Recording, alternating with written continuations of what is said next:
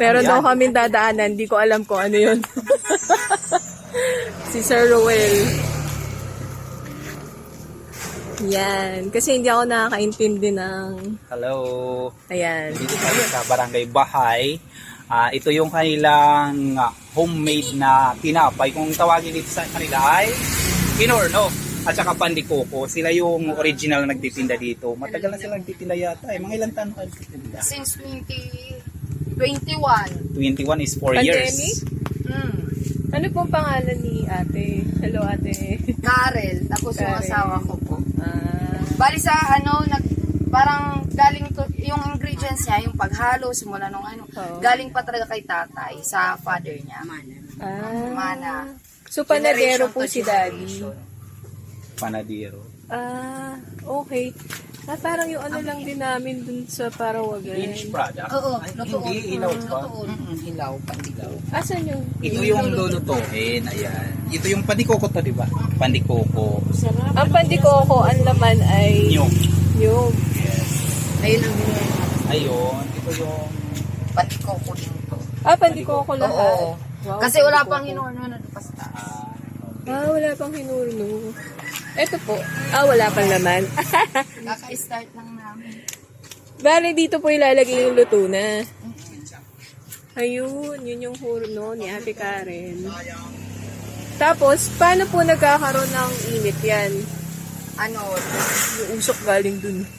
yung kapag dito kasi sa nasa kanya. Pwede Yung po ba gamit dito? namin. Kahon. Okay. Wait lang, friends. Okay. May coconut husk ko. May mga coconut husks. Tapos, kahoy. Okay. Yun po yung nagpapainit. Sa ibabaw, tas ilalim, tas yung hurno. Yun o, makeshift na hurno.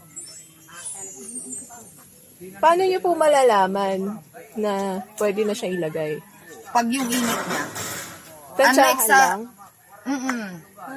Kasi pag sa pandikuko, pag ito yung paglulutuin, ito kasi yung pinakaunang salang niya. Oo. Unlike dun sa hinorno, na kailangan lang niya ng mild na heat bago siya itaas. Dito pandikuko yan, ngayon. Tapos mamaya-maya, maglalagay kami ng low para yung heat niya, doon kami kumukuha ng yung sa tubo niya. Kasi tutubo pa yan eh. Okay. Magkano po isang peraso ng pandikoko? 5 piso. 5 piso. May kita na po yun. Okay. Yung nyog, galing sa tanim nyo? Sa side ni niya. Sa sariling puno nila. Tapos, yung naman, yung husk, ayun na. Galing, Tapos, diba? din, di ba kahoy yung namin, panggatong. Pag nakakaipon kami, nagagawang uling. Double Wow! purpose. Oo nga. Yan, Kita nyo, walang sayang sa puno ng buhay. Di ba tawag dun sa coconut tree, puno ng buhay? Tree of life. Parang naalala ko ng elementary sa mga history books. Yan. Tapos yung yung pagtatakal. Yung talagang noon pa, hindi kami gumagamit ng, di ba yung sa iba per kilo, yung Oo. ginagawa talaga namin, yung talagang kay tatay. Oo. Yung takal niya talaga. So, pwede talagang kumita no? Tamad ka lang, wala kang kita. Yun. Yan. Tansyahan ng wala. Hindi siya parang yung oven na meron temperature sa gilid eh. Lang siya, tansyahan. So, ang galing nila magtansya, di ba?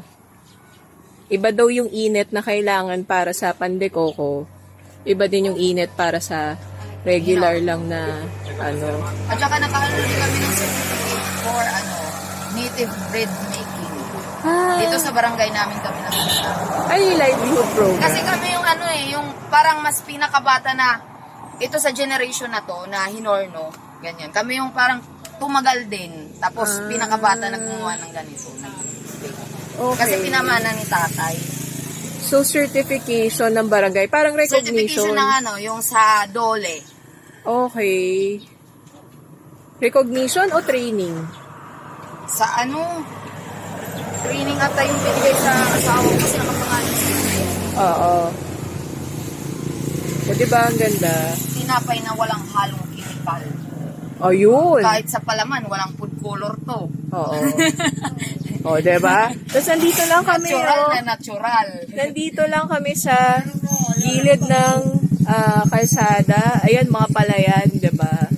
O, kung gusto niyo kumain ng pandikoko at ng iba pang tinapay dito kay Ate Karen, anong pangalan ng road na to? Tres Barangay Bahay.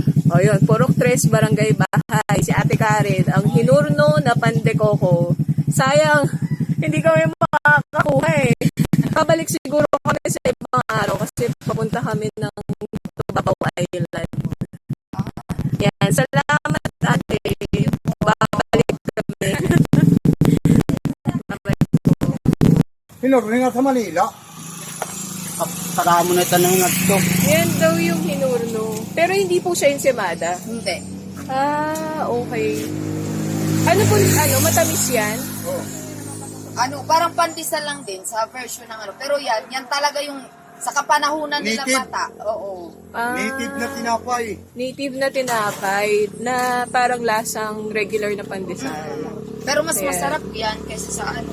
Oo naman. Lalo na kahit mapagbukasan, parang kinabukasan mo ano, tapos papasok initin mo lang sa ano, sa pan. Oo, iba naman talaga yung lasa ng yung may gatong ng Yan yung kahoy. ito yung talagang ano, 5 pesos din po yan. Ayan. yan yung talagang pinagpipilahan dito. Yun lang. Ano na, nakapunta na rin yan ng Manila, yung mga van. Oo. Yan, pasalubong nila. Yun lang. Ayun, naglagay na siya ng pandekoko dun. Wala pa kasing luto. Nagkamali kami ng oras. May waray pa. Ibig sabihin yata nun, wala pa. Wala pang luto.